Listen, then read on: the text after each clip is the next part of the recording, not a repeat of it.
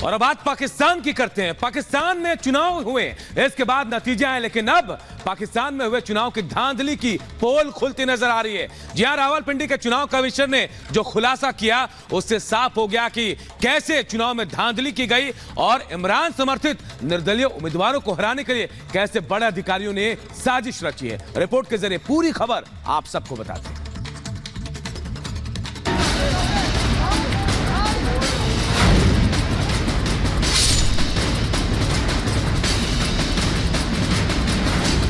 चुनाव में धांधली के सबूत, पाक सेना ने लूट लिए बूथ।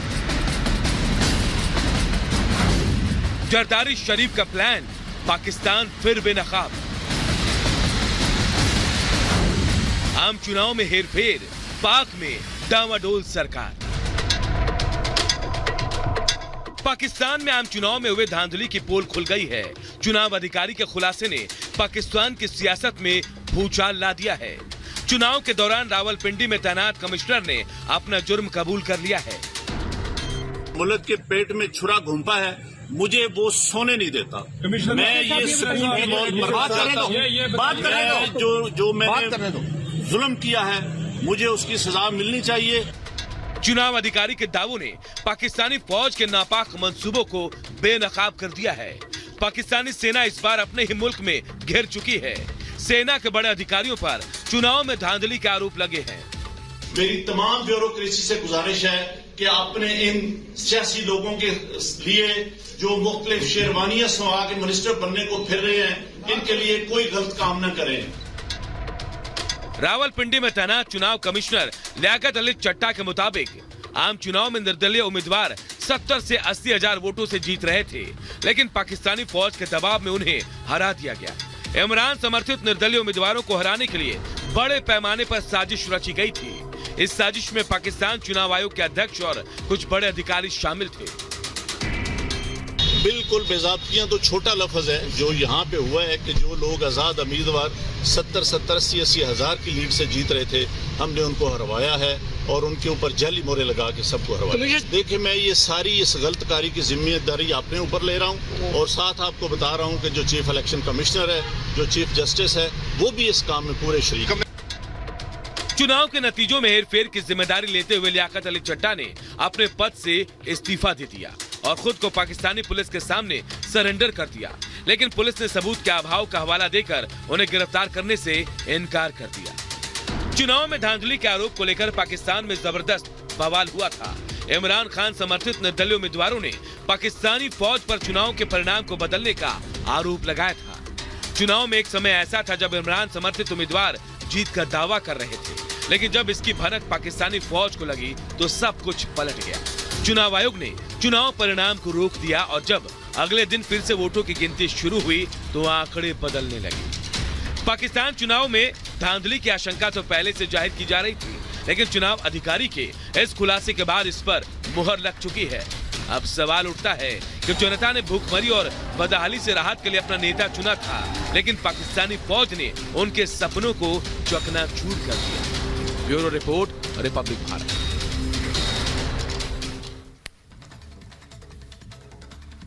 इसरो ने विज्ञान के क्षेत्र में नई उड़ान भरी है। इसरो ने देश का सबसे आधुनिक मौसम सैटेलाइट इनसैट 3DS को सफलतापूर्वक लॉन्च किया है।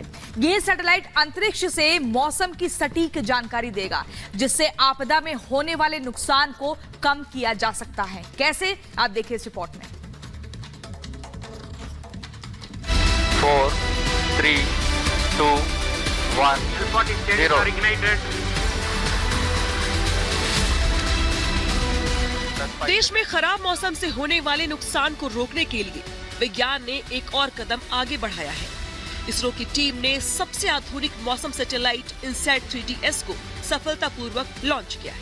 का कंपन भी हमें यहाँ महसूस होता है। यान अपनी उद्दिष्ट कक्षा की ओर बढ़ता हुआ। सैटेलाइट को श्रीहरिकोटा के सतीश धवन स्पेस सेंटर से GSLV F-14 रॉकेट के जरिए लॉन्च किया गया। इसरो चीफ ने सैटेलाइट को सफलतापूर्वक उसकी कक्षा में स्थापित करने पर अपनी टीम को बधाई दी है। And we have a successful mission of GSLV F-14 INSAT 3DS. I'm very happy to announce the successful accomplishment of the mission GSLV F-14 inside 3DS. And congratulations to everybody who has been part of this mission, the team that built the Inside 3DS for the Ministry of Earth Science.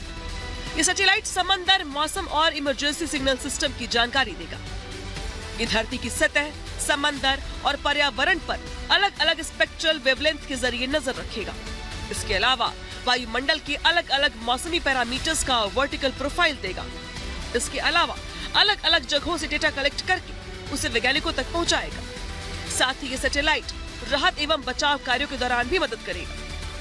ISRO को इस launching से 3 बड़ी उपलब्धियां हासिल हुई हैं। पहली ये कि ये GSLV की 16वीं उड़ान है, स्वदेशी क्रायो स्टेज की 10वीं उड़ान और स्वदेशी क्रायो स्टेज की 7वीं ऑपरेशनल फ्लाइट है। GSLV F-14 रॉकेट ने सैटेलाइट को उसकी तय कक्षा में पहुंचा दिया।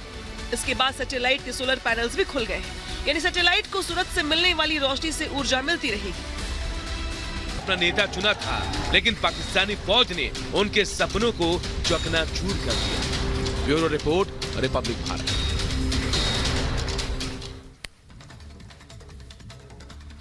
इसरो ने विज्ञान के क्षेत्र में नई उड़ान भरी है। इसरो ने देश का सबसे आधुनिक मौसम सैटेलाइट इनसैट 3DS को सफलतापूर्वक लॉन्च किया है। ये सैटेलाइट अंतरिक्ष से मौसम की सटीक जानकारी देगा, जिससे आपदा में होने वाले नुकसान को कम किया जा सकता है। कैसे, आप देखिए इस रिपोर्ट में। 4, 3, 2, 1, 0। देश में खराब मौसम से होने वाले नुकसान को रोकने के लिए विज्ञान ने एक और कदम आगे बढ़ाया है। इसरो की टीम ने सबसे आधुनिक मौसम सैटेलाइट इनसैट 3DS को सफलतापूर्वक लॉन्च किया है। का कंपन भी हमें यहाँ महसूस होता है। यान अपनी उद्दिष्ट कक्षा की ओर बढ़ता हुआ। सैटेलाइट को श्रीहरिकोटा के सतीश धवन स्पेस सेंटर से GSLV F-14 रॉकेट के जरिए लॉन्च किया गया। इसरो चीफ ने सैटेलाइट को सफलतापूर्वक उसकी कक्षा में स्थापित करने पर अपनी टीम को बधाई दी है। And we have a successful mission of GSLV F-14 INSAT 3DS. I'm very happy to announce the successful accomplishment of the mission, GSLV F-14 INSAT 3DS. And congratulations to everybody who has been part of this mission, the team that built the INSAT 3DS for the Ministry of Earth Science. ये satellite समंदर, मौसम और emergency signal system की जानकारी देगा। ये धरती की सतह, समंदर और पर्यावरण पर अलग अलग स्पेक्ट्रल वेवलेंथ के जरिए नजर रखेगा। इसके अलावा वायुमंडल के अलग अलग मौसमी पैरामीटर्स का वर्टिकल प्रोफाइल देगा। इसके अलावा अलग अलग जगहों से डेटा कलेक्ट करके उसे वैज्ञानिकों तक पहुंचाएगा। साथ ही ये सैटेलाइट राहत एवं बचाव कार्यों के दौरान भी मदद करेगा। इसरो को इस लॉन्चिंग से 3 बड़ी उपलब्धियां हासिल हुई हैं। पहली ये कि ये GSLV की 16वीं उड़ान है, स्वदेशी क्रायो स्टेज की 10वीं उड़ान और स्वदेशी क्रायो स्टेज की 7वीं ऑपरेशनल फ्लाइट है। GSLV F-14 रॉकेट ने सैटेलाइट को उसकी तय कक्षा में पहुंचा दिया। इसके बाद सैटेलाइट के सोलर पैनल्स भी खुल गए हैं, यानी सैटेलाइट को सूरज से मिलने वाली रोशनी से ऊर्जा मिलती रहेगी।